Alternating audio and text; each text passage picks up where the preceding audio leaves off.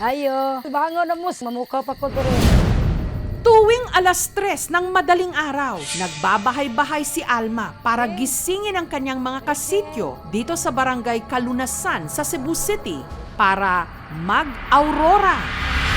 Santa Maria, inahan ka sa Diyos, sigampo mo kami sa salak. Mag-antos jumigsiyam ka kadlaw, di katulo na rin na mo kaadlaw mo. Bit-bit ang kandila at ang imahe ni Immaculate Conception. Sala, karon sa oras sa may kamatayan. Nagdadasal sila sa pag-asang sa pamagitan nito. Santa Maria, inahan ka. Matigil na ang tila sumparaw na dumapo sa kanilang bayan. Murag buhay babaw. Sigampo kami. Sunod adlaw, atake akong bana on the spot. Santa Maria, inahan. Marami na ang tao namatay. Sunod-sunod daw kasing may mga nagkakasakit at namamatay sa kanilang barangay. Matapos silang makarinig ng parang busina ng barko. Mga sa boom. Kusog na, ingon man ang uban nga, ang tingog ko no sa pier, pero posible ma'am sa pier, kay layo kay pier na mo. Katulog siya mo tingog, mukuha siya tao, moto, iniguman niya tingog, dari mamatay. Ang pamilya ni Tatay Jose narinig ang misteryosong busina ng barko nito lang September 11. Parang may dadaong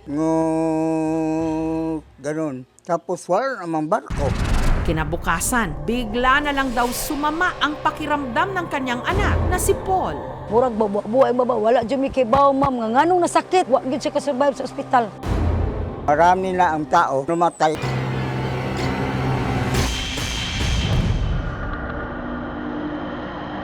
Naanak ko sa kumpares, nakadungog ka to. E then siya, pagkasunod adlaw na atake akong bana on the spot. Natay.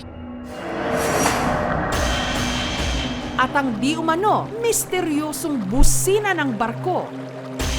Kita na din ang sapa. Nadungog na din dako dayon ang tingog sa barko nga kusog kaayo. Si Malu, minsan na rin daw nakita rito ang misteryosong barko. Taong 1987. Maraming sinag na napakaganda, parang discolate. Ang laki-laki, ang taas-taas po niya. Na ay sugilanon sa mga katigwangan. Ana si Maria Cacao. Monay musakay ng barko. Mutingog na ng barko. Sa sunod mga adlaw na mga mapatay. Simula raw nung sementohan ang bahaging ito ng sapa taong 2014 at matambakan ng basura, dito na raw mas napadalas marinig ang misteryosong busina. Katunayan, nito lang nakaraang linggo, muli na naman daw umalingaw-ngaw ang tatlong malalakas na parang busina ng barko. Kaya si Jocelyn nangamba. Ang anak kasi niyang si Michael naka-confine noon sa ospital. Lakaw pa siya, may istorya pa siya. At matapos na marinig ang misteryosong tunog,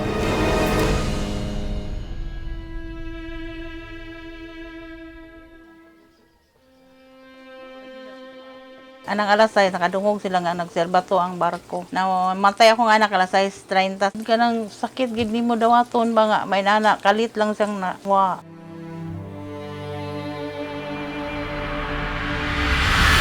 at sa kalagitnaan nga ng interview ng aming team kay Alma, ang misteryosong busina na i-record ng aming kamera. Pakinggan pong maigi. Ako gung gisakripisyuhan ang siyam.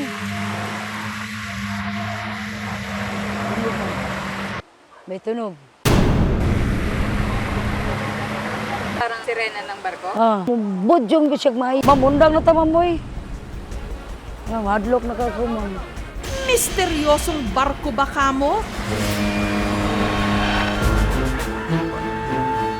Kaya ang mga taga rito humingi na ng saklolo. Ito na naman, barko na naman. Galing na ako sa ghost ship. Hindi, parang hinawakan yung kamay ko.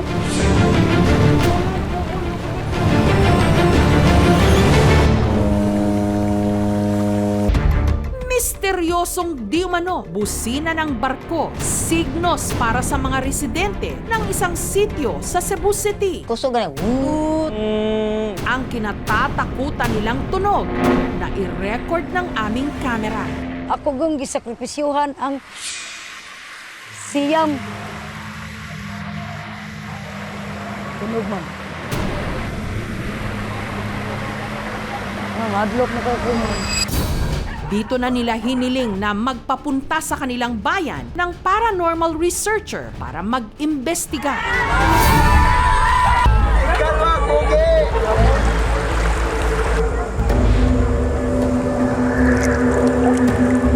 Parang babae. Medyo upset yung itsura niya. Na ay sugilanon sa mga katiguangan. Kana si Maria Cacao, maunay musakay anang barko. Nagalit sila sa maari sa mga dating nakatira dito. Kaya kumukuha sila ng buhay. Inaanyayahan ko po kayo sa munting alay at piging na ito. Luoy mo nga dili na intaon ninyo pa kagaag mga kasakit sa among baryo. Bilang pagtanggap ng aming mga alay, hinihiling ko po sa inyo, hawakan ang kamay ng mga taong narito. Hindi, parang hinawakan yung kamay ko. Salamat po sa inyo sa pagtanggap ng alay na ito. Ay, nawakan kamay mo? Kung kaya nilang pagtulong-tulungan, nalinisin yung ilog, sana po yun na lang yung gawin. Pero para kay Ed, ang nararamdaman lang niya ay elemento at hindi raw misteryosong barko. Saan naman kaya posibleng nanggaling ang ingay na naririnig ng mga residente?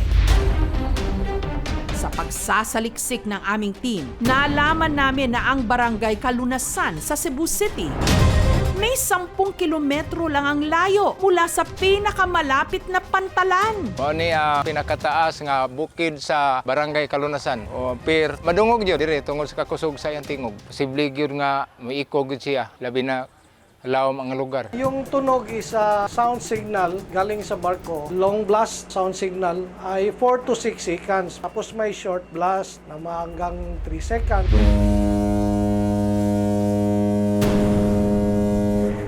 Normal lang po yun. Talaga ang barko ay nagsa-sound signaling anytime kung kailangan. Minsan madaling araw. Tahimik.